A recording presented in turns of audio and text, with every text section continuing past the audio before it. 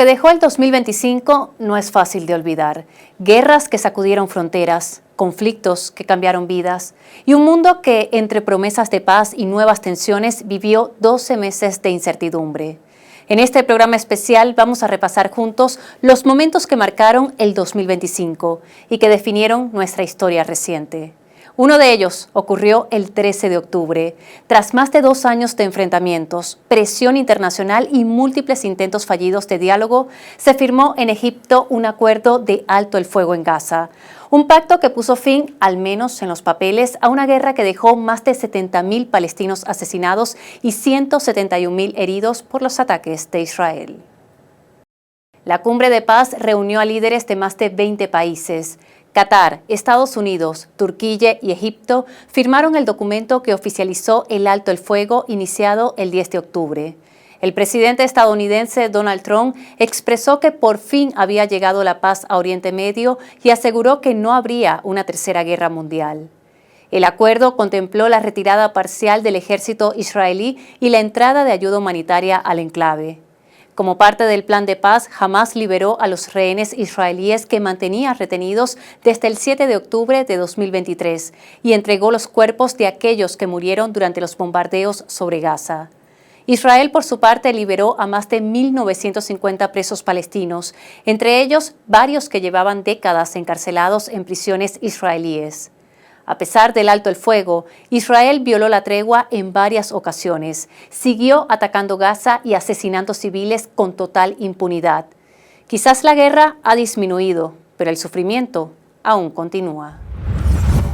Este alto el fuego fue anunciado como un paso hacia la paz, pero las heridas del conflicto siguieron abiertas, y esas heridas se hicieron más visibles en una fecha muy especial, el Día del Niño en Palestina. El pasado 5 de abril se conmemoró esa jornada que estuvo marcada por una estremecedora cifra. Se confirmó la muerte de unos 19.000 niños desde que Israel inició su agresión contra el enclave en octubre de 2023. La cifra fue dada a conocer por el movimiento de resistencia islámica Hamás a través de un comunicado. Allí también aseguraron que más de 1.100 niños habían sido arrestados y que unos 39.000 habían perdido a uno o ambos padres. A esto se sumó que cientos de ellos estuvieron amenazados por el hambre, la desnutrición y las enfermedades.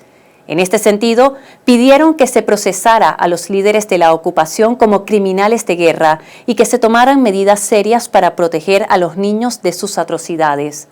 Hamás afirmó que la impunidad había alentado al régimen de Israel a intensificar sus crímenes contra los niños en medio de la inacción internacional. Estas cifras estremecieron al mundo y dejaron claro que la infancia fue la mayor víctima del conflicto. Ese dolor no quedó solo en los números, también se vio reflejado en la voz de quienes denunciaron la tragedia. Con la voz entrecortada y visiblemente conmovido, el embajador palestino en la ONU no pudo contener las lágrimas al hablar sobre la situación de los niños en Gaza, donde miles han perdido la vida en medio de la guerra. Su indignación reflejó el dolor y la frustración que resuenan en distintas partes del mundo. Los niños mueren de hambre. Las imágenes de madres abrazando sus cuerpos inmóviles, acariciándoles el pelo, hablándoles, disculpándose.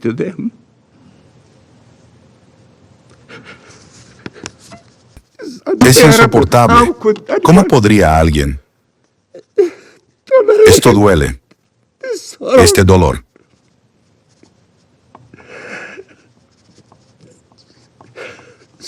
Disculpe, señor presidente. Tengo nietos. Sé lo que significan para sus familias. Está más allá de la capacidad de cualquier ser humano normal para tolerar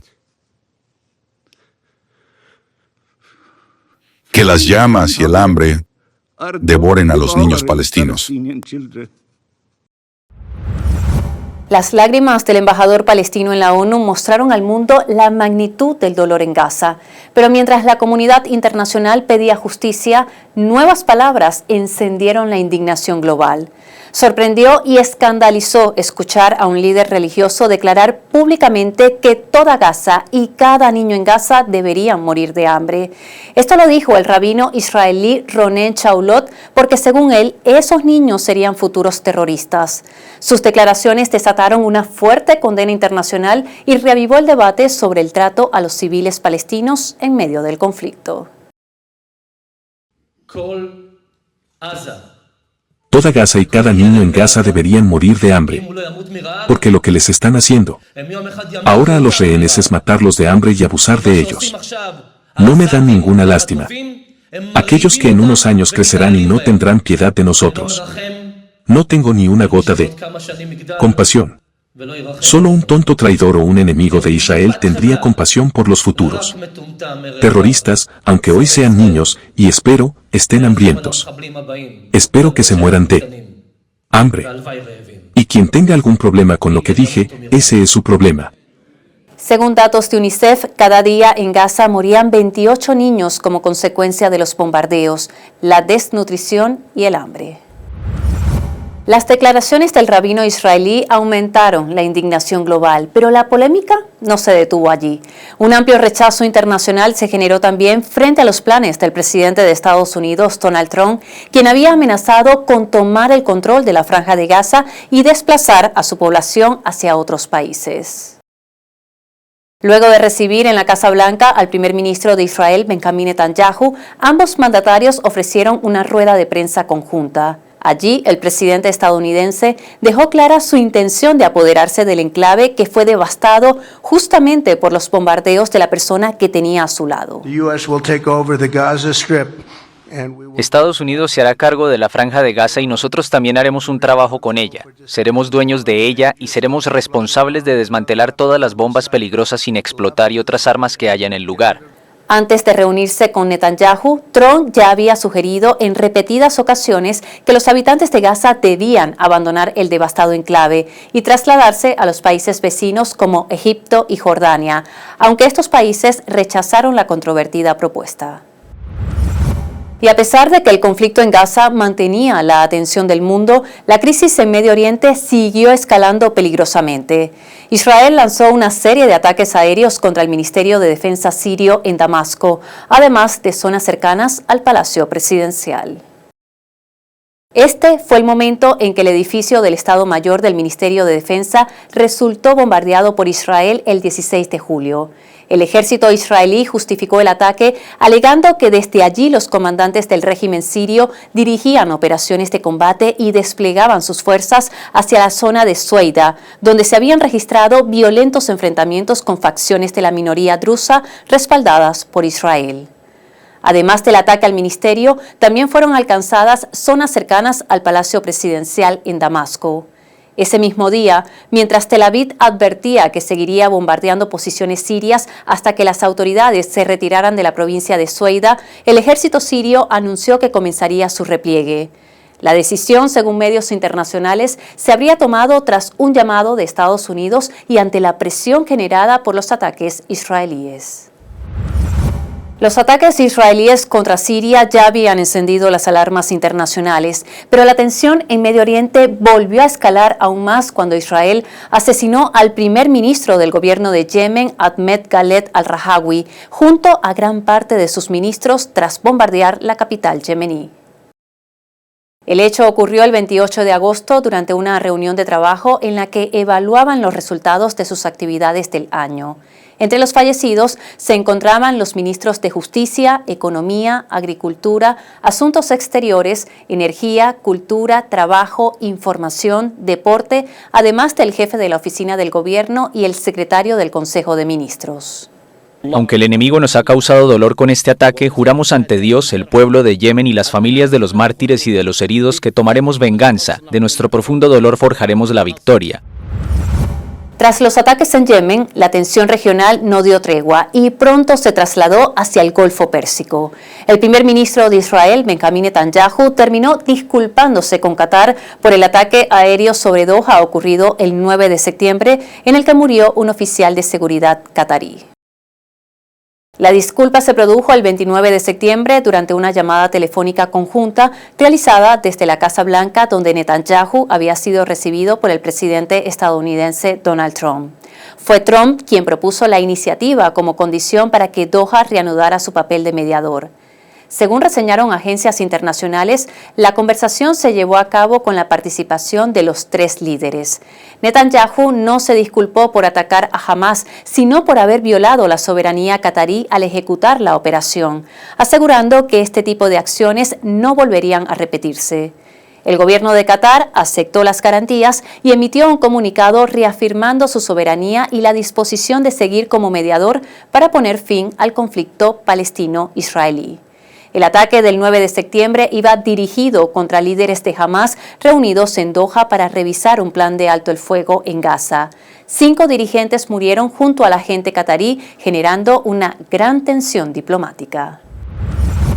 Seguimos con nuestro programa especial y en este segundo bloque dejamos atrás la tensión en Medio Oriente para enfocarnos en otro frente que sacudió al mundo: las decisiones nucleares de Estados Unidos. El presidente Donald Trump ordenó reanudar las pruebas con armas nucleares. Con esta decisión se puso fin a la moratoria que mantenía congelados los ensayos desde 1992. En su red social, el mandatario escribió: debido a los programas de pruebas de otros países, he instruido al Departamento de Guerra para que inicie las pruebas de nuestras armas nucleares en igualdad de condiciones. Este proceso comenzará de inmediato.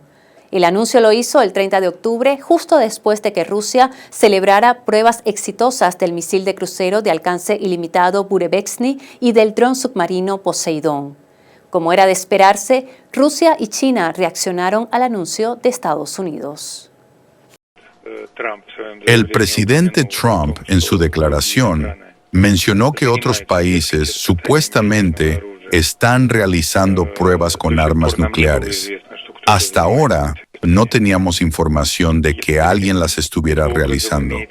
Si con eso se refiere a las pruebas del Burevestnik, eso de ninguna manera constituye una prueba nuclear. China espera que Estados Unidos respete seriamente las obligaciones del Tratado de Prohibición Completa de los Ensayos Nucleares. En 2025, Donald Trump también anunció una decisión estratégica. Dio luz verde para la construcción de un escudo antimisiles de última generación, similar al sistema de defensa cúpula de hierro que utiliza Israel para interceptar cohetes. El presidente estadounidense aseguró que este nuevo sistema será fabricado completamente en territorio nacional. Comenzar de inmediato la construcción de un escudo de defensa antimisiles, cúpula de hierro de última generación que podrá proteger a los estadounidenses. Saben, protegemos a otros países, pero no nos protegemos a nosotros mismos. Y cuando Ronald Reagan quiso hacerlo hace muchos años, afortunadamente no lo hicimos. Para ese entonces no teníamos la tecnología. Era un concepto, pero no lo hicimos. Y ahora tenemos una tecnología fenomenal. Eso lo ves con Israel. Trump argumentó que la amenaza de ataques con misiles balísticos, hipersónicos, de crucero y otras armas aéreas avanzadas sigue siendo la amenaza más catastrófica que enfrenta Estados Unidos. Y tras las decisiones militares de Washington, un giro inesperado llegó desde las altas esferas del poder en Estados Unidos. La directora de Inteligencia Nacional, Tulsi Gabbard, hizo una declaración que no se escucha todos los días.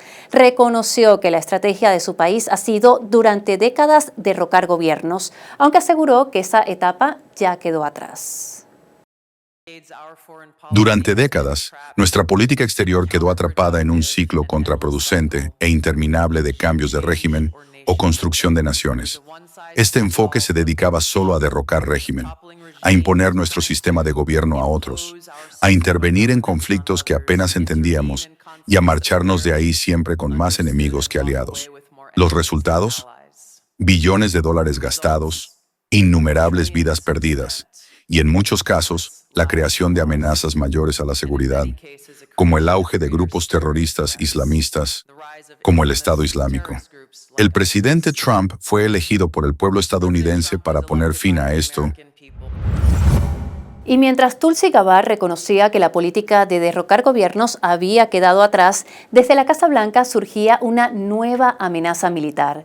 El presidente de Estados Unidos, Donald Trump, amenazó con atacar Nigeria si el gobierno no tomaba medidas para frenar el asesinato de cristianos en el país africano y ordenó al Pentágono prepararse para un posible ataque. Así lo informó el 1 de noviembre a través de una publicación en redes sociales donde advirtió: Estados Unidos podría entrar en ese país con todas las armas en la mano para aniquilar por completo a los terroristas islámicos que cometen estas horribles atrocidades.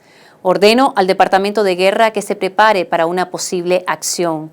Si atacamos, será rápido, brutal y contundente.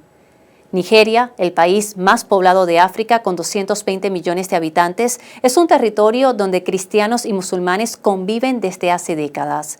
El gobierno nigeriano rechazó las acusaciones de intolerancia religiosa y defendió los esfuerzos de su administración por proteger a todos los ciudadanos, independientemente de su religión.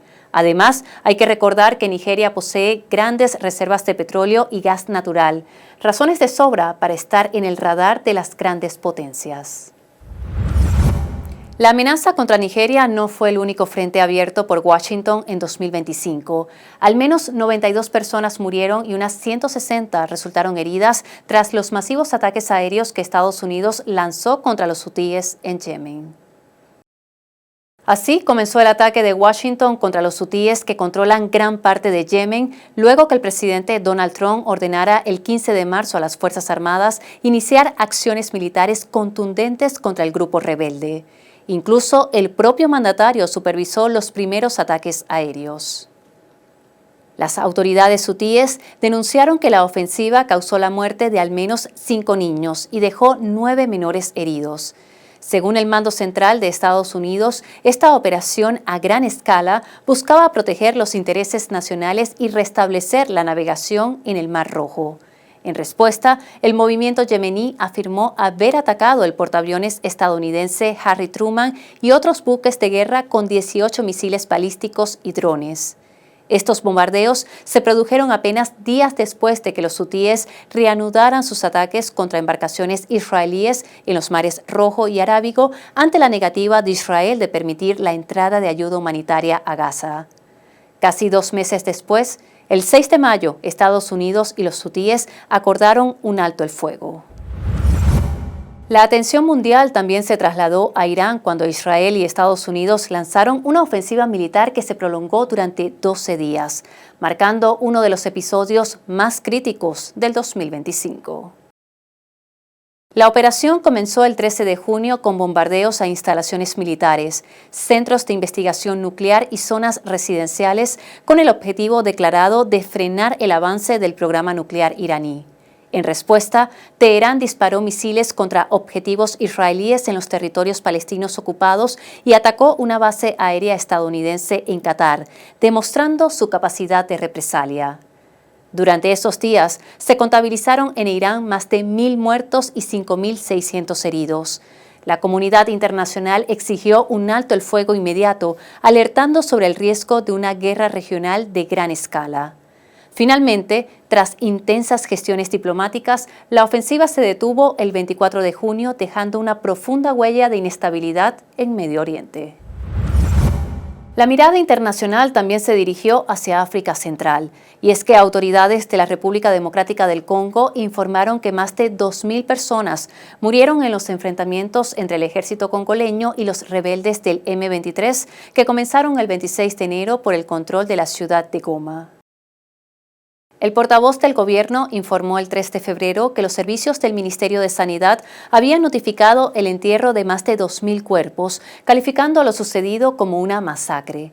El gobierno congoleño también denunció que al menos 163 mujeres fueron violadas y quemadas vivas en Goma, la ciudad más grande del este del país, durante la masiva fuga de más de 3.000 presos ocurrida el 27 de enero. Ante la magnitud de la violencia, el grupo rebelde M23 anunció un alto el fuego el 4 de febrero. En Siria también se vivió un capítulo de violencia. Los enfrentamientos entre las fuerzas del nuevo gobierno y los leales al expresidente Bashar al-Assad dejaron en solo 4 días más de 1.300 muertos, de los cuales 830 eran civiles. La mayoría de las víctimas pertenecían a la minoría religiosa alawita que conformaba la base de apoyo del gobierno de al-Assad, el presidente derrocado. Los enfrentamientos, iniciados el 6 de marzo, fueron descritos como los más violentos desde la caída del exmandatario. Algunos ciudadanos denunciaron ser víctimas de una limpieza étnica y de una discriminación política. Esta violencia provocó el desplazamiento de miles de personas. La ONU exigió a las autoridades sirias detener el asesinato de civiles y manifestó que los responsables deben rendir cuentas ante la justicia internacional. Regresamos con más de este recorrido por los sucesos que estremecieron al mundo en 2025. Y en este bloque iniciamos en la ciudad turca de Estambul, donde Rusia y Ucrania sostuvieron su segundo encuentro directo y donde ambas partes acordaron el intercambio total de prisioneros de guerra y la repatriación de soldados caídos. Las delegaciones se reunieron el 2 de junio y acordaron intercambiar prisioneros de guerra gravemente enfermos o heridos bajo el principio de todos por todos, además de liberar combatientes menores de 25 años. En un gesto unilateral, Rusia anunció la entrega de 6.000 cuerpos de soldados ucranianos fallecidos. Sin embargo, pese a estos acuerdos de carácter humanitario, las conversaciones no lograron establecer un alto el fuego ni propiciar una reunión entre los presidentes de ambos países. Los intentos de diálogo entre Rusia y Ucrania no lograron disipar las tensiones. De hecho, el conflicto ha estado marcado por graves acusaciones, entre ellas la que hizo Moscú en declaraciones a la agencia de noticias Sputnik, donde afirmó tener pruebas de experimentos médicos realizados por Ucrania en heridos y civiles. Moscú asegura que el territorio ucraniano se utiliza como campo de pruebas para experimentos que serían imposibles en países civilizados y que Occidente estaba enviando médicos jóvenes a Ucrania para que practicaran sus habilidades operando a los soldados ucranianos. ¿Qué espectro puede ser? El espectro podría ser, en primer lugar, trasplante de cadáveres o extracción de órganos, lo cual es bastante creíble, porque por pruebas circunstanciales vemos contenedores especiales, cajas térmicas especiales, que se utilizan más que nada para transportar biomateriales. Existen, se han expuesto repetidamente, fueron vistas y también los residentes locales hablan de ello. También es posible que fueran realizados experimentos.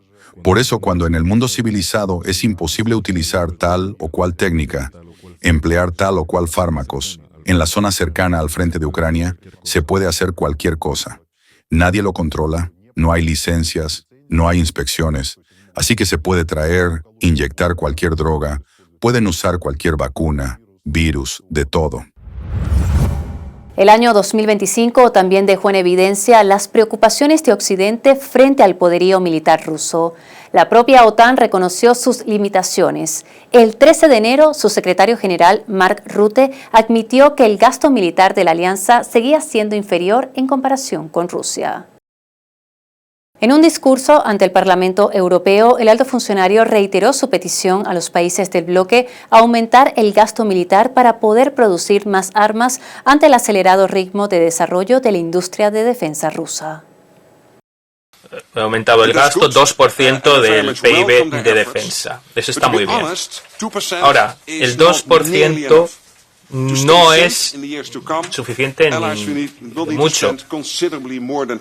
Hay que gastar más que ese 2%. Si nos fijamos, lo que se gastó en la Guerra Fría pues estaba por encima en general del 3%. Este 2% no es para nada suficiente. Si nos fijamos en lo que ha producido Rusia en los últimos 3 meses, esto es lo que ha producido la OTAN de Los Ángeles a Ankara en un año. El jefe de la OTAN pidió a los eurodiputados que ayuden a aumentar los gastos en defensa, incluso proponiendo recortes en beneficios sociales. Además, reconoció que Ucrania no se encontraba en condiciones de negociar desde una posición de fuerza. Las tensiones en torno a la OTAN no solo se reflejaron en Europa, también alcanzaron a América Latina. El presidente de Colombia, Gustavo Petro, consideró que su país no debe ser socio global de la alianza tras denunciar que la organización militar ha apoyado a Israel en sus ataques contra la población palestina en Gaza. Nosotros somos medio miembros, nunca ni nos recibieron. Aquí suplicando por entrar, entonces lo nombran socio, no sé qué, estratégico. ¿Qué hacemos en la OTAN si los principales jefes de la OTAN están con el genocidio? ¿Qué hacemos ahí? No es la hora de reconfigurar militarmente el mundo. No hay un ejército latinoamericano. No puede haber un ejército de la salvación de la humanidad. Porque ¿cómo podemos estar con ejércitos que tiran bombas a los niños? Esos ejércitos no son ejércitos de libertad, son ejércitos de la oscuridad. Bueno, de la OTAN tenemos que salir. Tenemos que configurar un ejército de la luz con todos los pueblos del mundo que quieran. Y tenemos que decirle a Europa que si quiere estar con América Latina o con África, deja de ayudar a los nazis. Otro episodio de tensión que marcó a Medio Oriente en 2025 ocurrió cuando una delegación de diplomáticos de 27 países fue víctima de disparos de advertencia por parte del ejército de Israel mientras visitaba el campo de refugiados de Jenin en Cisjordania ocupada, lo que generó un fuerte rechazo internacional. El incidente ocurrió el 21 de mayo cuando soldados israelíes dispararon contra los representantes diplomáticos obligándolos a huir del lugar. En la delegación se encontraban embajadores y cónsules de diversas naciones. El gobierno de Israel justificó el uso de las armas argumentando que la comitiva se había desviado de la ruta establecida ingresando a una zona no autorizada. La autoridad palestina y varios gobiernos involucrados condenaron el ataque, calificándolo como una grave violación del derecho internacional. Italia, España, Francia y México convocaron a los embajadores de Israel para que explicaran lo sucedido, mientras que China y la Unión Europea exigieron una investigación. Las reacciones internacionales al conflicto en Gaza también expusieron contradicciones dentro de Europa. La portavoz de la Comisión Europea, Paula Pino, no supo qué responder cuando un periodista le preguntó si Israel debía asumir los costos de reconstrucción en la Franja de Gaza, dejando en evidencia los dobles estándares que la Unión Europea aplica en materia de responsabilidad internacional. Usted ha repetido varias veces que Rusia debería pagar la reconstrucción de Ucrania. ¿Cree que Israel debería pagar la reconstrucción de Gaza, ya que han destruido casi toda la franja y la infraestructura civil? Gracias, Gabriel. Definitivamente, es una pregunta interesante sobre la cual no tendría ningún comentario en esta etapa. Luego de esta pregunta, el periodista italiano que trabajaba para la agencia de noticias Nova fue despedido el 27 de octubre, alegando que la pregunta era técnicamente equivocada, fuera de lugar y de naturaleza errónea. Y las tensiones en Medio Oriente también estuvieron marcadas por el tema nuclear. El presidente de Irán, Masoud Pezeshkian, negó que su país haya intentado desarrollar una bomba nuclear. Incluso responsabilizó al primer ministro israelí, Benjamin Netanyahu, de alimentar esa narrativa desde hace décadas. Me gustaría decirle lo que ha sucedido y fue Netanyahu desde 1984 quien ha creado esta falsa mentalidad de que Irán busca una bomba nuclear y ha insinuado que Irán ha intentado desarrollar una bomba nuclear en el pasado y lo ha metido en la mente de cada presidente de Estados Unidos desde entonces y hacerles creer que nos gustaría tener una bomba nuclear. Pero la verdad es que nunca hemos buscado desarrollar una bomba nuclear, ni en el pasado, ni en el presente, ni en el futuro, porque esto es incorrecto. El conflicto entre Teherán y Tel Aviv adquirió un carácter más grave cuando el primer ministro de Israel, Benjamín Netanyahu, instó a los iraníes a rebelarse contra su gobierno y a cambio ofreció ayuda para resolver los problemas con el suministro de agua. Esta situación no debe continuar. Les pido que sean valientes. Salgan a la calle, exijan justicia, protesten contra la tiranía.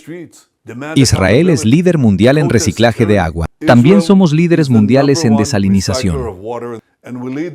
Sabemos exactamente qué hacer para que Irán también tenga suficiente agua. Tan pronto Irán sea libre, los mejores expertos israelíes en agua llegarán a la ciudad iraní con las tecnologías y conocimientos más avanzados. Continuamos con el repaso de los acontecimientos más delicados y tensos que atravesaron el 2025. Entre ellos, destacó la denuncia que hizo el presidente de Colombia, Gustavo Petro, quien alertó que narcotraficantes habían comprado misiles para derribar el avión presidencial y asesinarlo, en represalia por la lucha que adelanta su gobierno contra las grandes mafias del país. Usted sabe que a mí me quieren disparar un misil a mi avión, que se compraron los narcotraficantes y que tienen guardado por ahí. No uno, sino 2 misiles. Sabemos quiénes son, pero hay que actuar. ¿Por qué? Me quieren tumbar rápidamente porque saben que estamos tras las grandes mafias de Colombia. Y eso puede asustar, sí, claro que asusta. Todas estas mafias deben ser destruidas. Mis funcionarios se asustan. Necesitamos un gobierno valiente. Nos quedamos en Colombia porque allí el país vivió un verdadero día de terror. 24 atentados sacudieron los departamentos de Cauca y Valle del Cauca, dejando 7 muertos y 28 heridos y un clima de miedo que paralizó a la población. Los ataques que se registraron el 10 de junio incluyeron 4 vehículos con explosivos, 3 motos bomba, 10 lanzamientos de artefactos explosivos y 4 ataques con armas de fuego. También se hallaron cilindros bomba en plena vía pública. La noche anterior, 6 atentados fueron neutralizados en la región y 2 sujetos que preparaban artefactos explosivos fueron capturados.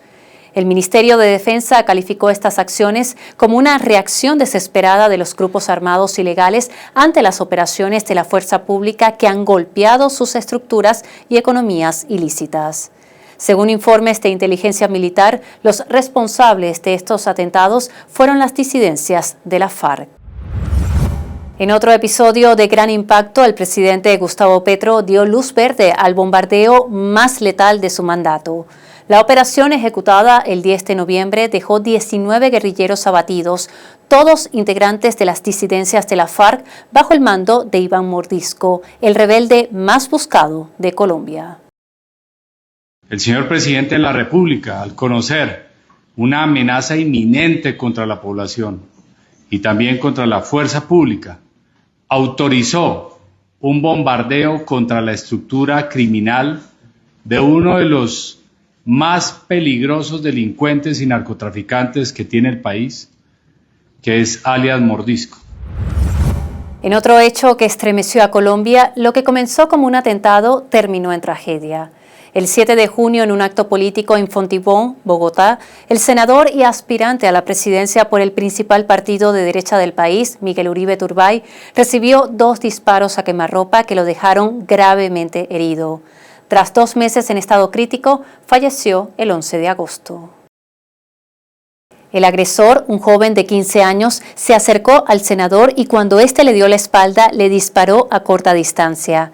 2 balas impactaron en el político de 39 años de edad, una en la cabeza y otra en la pierna, siendo trasladado de urgencia al hospital donde permaneció en estado crítico.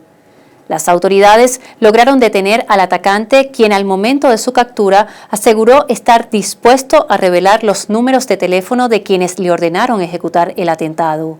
El presidente Gustavo Petro condenó el ataque rechazando la violencia política y el uso de menores en conflictos armados. También reveló que el esquema de protección del senador Uribe fue disminuido extrañamente el día del atentado de 7 a 3 personas. Las autoridades detuvieron a varios sospechosos vinculados al ataque, entre ellos la persona que presuntamente habría contratado al joven de 15 años que disparó. De acuerdo con las investigaciones, al menos 7 personas participaron en la planificación y ejecución del atentado. El ministro de Defensa israelí Israel Katz amenazó con asesinar al líder supremo de Irán, el ayatolá Seyed Ali Khamenei. En una publicación del 27 de julio, el ministro escribió un mensaje claro al dictador Khamenei. Si continúa amenazando a Israel, nuestra mano larga alcanzará a Teherán nuevamente y con mayor fuerza, y esta vez a usted personalmente también. La advertencia se dio en medio de crecientes tensiones entre ambos países y luego que en junio se registrara la llamada guerra de 12 días entre Israel e Irán. La República Democrática del Congo y Ruanda firmaron el 4 de diciembre un acuerdo de paz en Washington que contó con la mediación del presidente estadounidense Donald Trump, con el cual se pretende poner fin a un conflicto armado que tiene más de 3 décadas. Hoy estamos teniendo éxito donde tantos otros han fracasado y esta se ha convertido en la 8ª guerra que terminamos en menos de un año. Es realmente emocionante, porque hablamos de 30 años de lucha y más de 10 millones de vidas. Un avión militar de Corea del Sur lanzó por error 8 bombas en una zona civil, hiriendo a unas 15 personas. El incidente ocurrió el 6 de marzo durante unas maniobras con la Fuerza Aérea de Estados Unidos. El ejército surcoreano informó que el accidente se produjo por un error del piloto al introducir las coordenadas de lanzamiento. Tras lo sucedido, el ejercicio con fuego real fue suspendido hasta que las autoridades aclararan y analizaran las circunstancias exactas del incidente. El presidente de Estados Unidos, Donald Trump, pidió el 13 de octubre a su homólogo de Israel un indulto para el primer ministro israelí Benjamin Netanyahu, quien enfrenta 3 procesos judiciales por corrupción. En uno de los casos, se le acusa de haber recibido más de $260,000 en regalos de lujo como cigarros, joyería y champán, a cambio de favores políticos. Señor presidente, ¿por qué no le concede el indulto? Vamos, indúltelo. Este ha sido uno de los mejores presidentes en tiempos de guerra. Y los cigarrillos y el champán, ¿a quién le importa eso?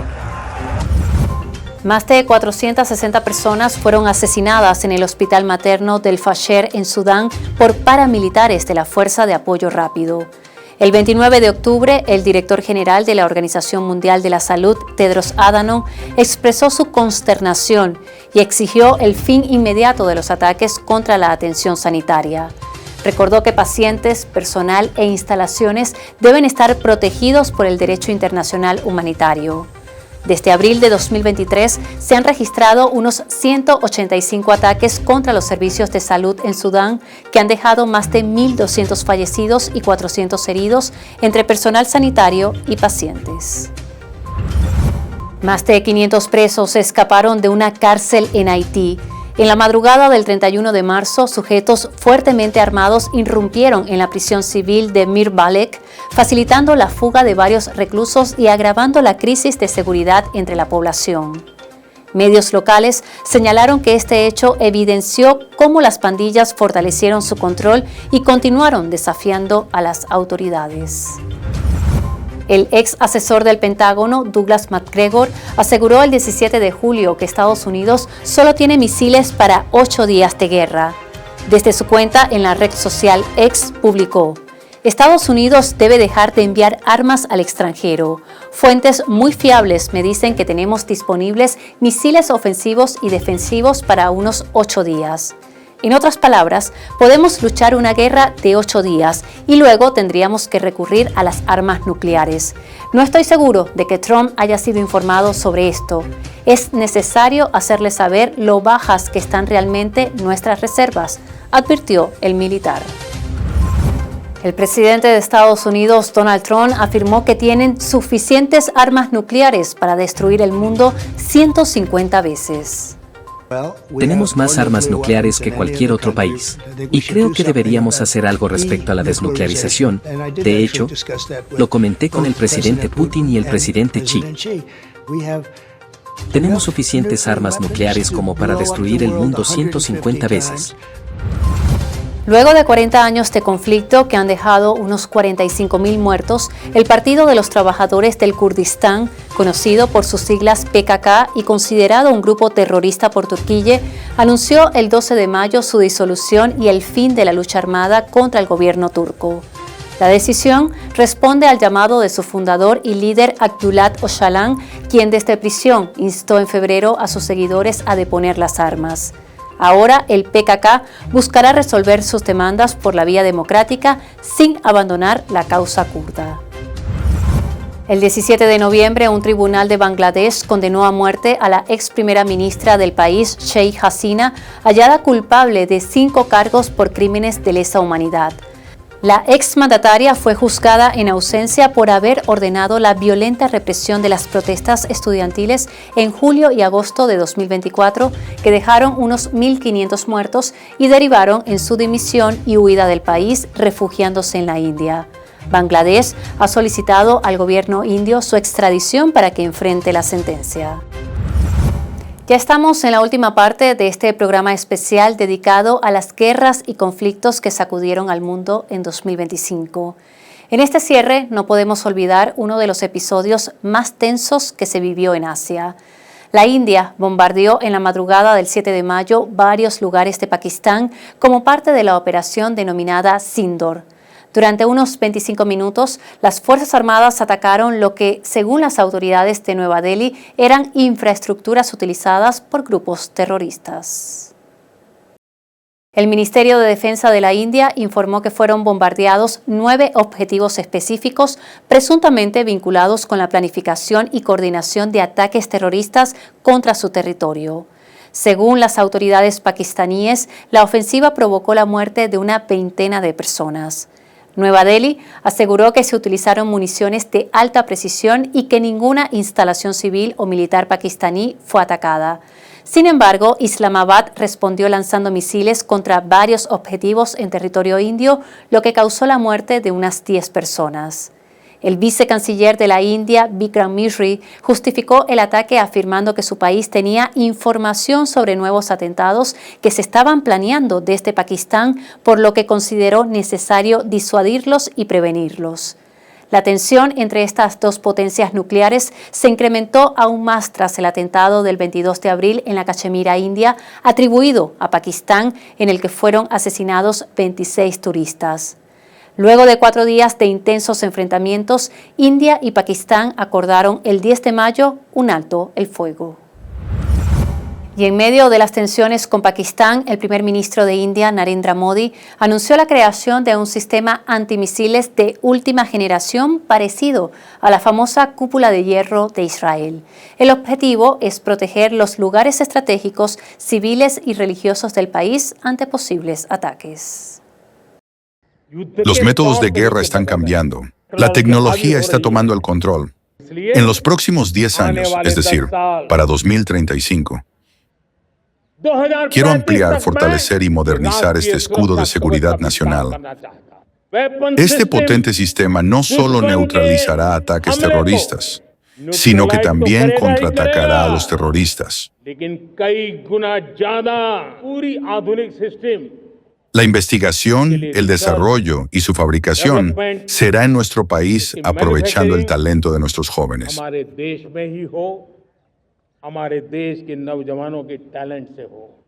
Este anuncio llegó justo un día después de que Pakistán anunciara la creación de un nuevo comando de fuerzas de misiles que, según el gobierno pakistaní, es capaz de responder a amenazas desde todas las direcciones.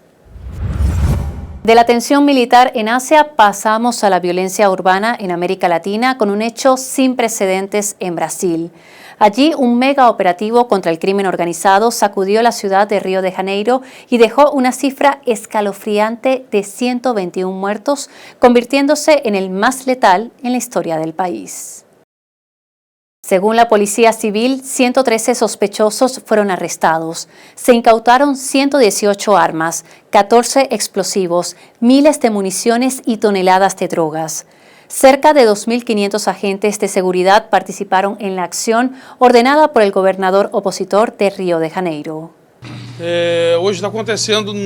Hoy se está llevando a cabo en Río de Janeiro la mayor operación de la historia de nuestras fuerzas de seguridad. La operación se desplegó el 28 de octubre en las favelas Alemão y Peña, donde se registraron intensos tiroteos. El objetivo era capturar a líderes del Comando Vermelho, el principal grupo criminal de Río, y contener su expansión territorial. La ONU y organizaciones de derechos humanos expresaron preocupación por el uso excesivo de la fuerza policial. Por su parte, el presidente de Brasil, Luiz Inácio Lula da Silva, abogó por un trabajo coordinado que ataque la raíz del narcotráfico sin poner en riesgo a policías, niños y familias inocentes, mientras el Tribunal Supremo del país solicitó al gobierno de Río explicaciones sobre el operativo. De América Latina pasamos a Norteamérica, donde la violencia también marcó el 2025. En Los Ángeles, la segunda ciudad más grande de Estados Unidos y hogar de una amplia comunidad latina, se vivieron días de caos y enfrentamientos, lo que llevó a las autoridades a decretar un toque de queda en el centro de la ciudad californiana.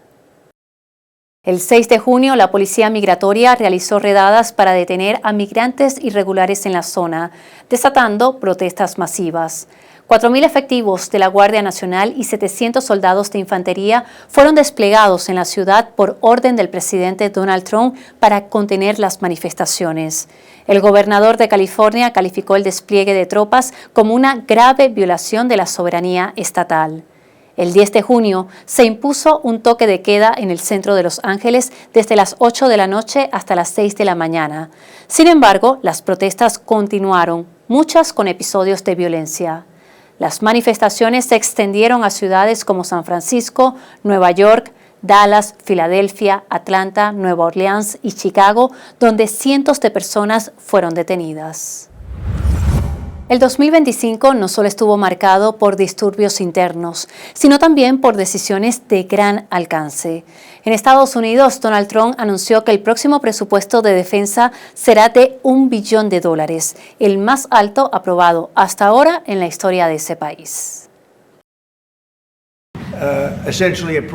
Esencialmente aprobamos un presupuesto, te gustará escuchar esto, de $1 billón. Nadie ha visto nada igual. Tenemos que fortalecer nuestras Fuerzas Armadas y somos muy conscientes de los costos. Pero es algo que debemos construir y debemos ser fuertes. Porque ahora mismo hay muchas fuerzas malvadas ahí afuera. Así que vamos a aprobar un presupuesto y me enorgullece decir que es el más grande que jamás hayamos aprobado para el ejército. Ahora pasamos a un hallazgo estremecedor en Irak. En el norte del país comenzó la primera fase de exhumación de una fosa común que podría ser la más grande del territorio. Se estima que allí yacen los restos de más de 4.000 víctimas del grupo terrorista ISIS, aunque algunos creen que podrían ser miles más. La fosa está en Nínive, cerca de la ciudad de Mosul. El objetivo de la exhumación es documentar los crímenes cometidos por el Estado Islámico durante su invasión al país hace 11 años. Según cálculos oficiales, desde 2014 hasta su derrota en 2017, el grupo extremista arrojó en ese lugar los cuerpos de miles de personas ejecutadas de distintas formas. Los trabajos comenzaron el 9 de agosto y en esa primera etapa se enfocaron en recuperar restos humanos visibles y recolectar evidencia superficial. La exhumación completa va a requerir apoyo internacional y será larga. Para las familias de las víctimas en Nínive y las otras provincias, la apertura de la fosa representa el inicio del camino hacia la justicia y el esclarecimiento del paradero de los desaparecidos. Finalizamos nuestro programa especial con un hecho clave hacia el fin de un conflicto de más de 40 años. En el norte de Irak, un primer grupo de militantes del Partido de los Trabajadores del Kurdistán, también conocidos por sus siglas PKK, depuso las armas, marcando un paso decisivo hacia el fin de una confrontación que ha durado décadas con el Estado turco. Los combatientes destruyeron sus armas en una ceremonia celebrada el 11 de julio en el Kurdistán iraquí, 2 meses después de que los rebeldes kurdos anunciaran el fin de la lucha armada. El proceso de desarme será gradual. En esta primera fase, los combatientes entregaron simbólicamente sus armas. Se espera que el desarme completo concluya en unos meses. El presidente de Turquía, Recep Tayyip Erdogan, expresó que ahora los problemas deben resolverse por vías pacíficas, sin armas, violencia ni terrorismo. El PKK, considerado organización terrorista por Turquía y sus aliados occidentales, ha sostenido durante décadas una lucha armada en busca de mayor autonomía para el pueblo kurdo. Un conflicto que ha dejado más de 40.000 muertos. Así llegamos al final de este resumen anual donde hemos revisado los conflictos, tensiones y desafíos que atravesaron continentes y marcaron la dinámica global en 2025. Esperamos que el 2026 sea un año de más diálogo, cooperación y pasos firmes hacia la paz. Gracias por acompañarnos en este recorrido.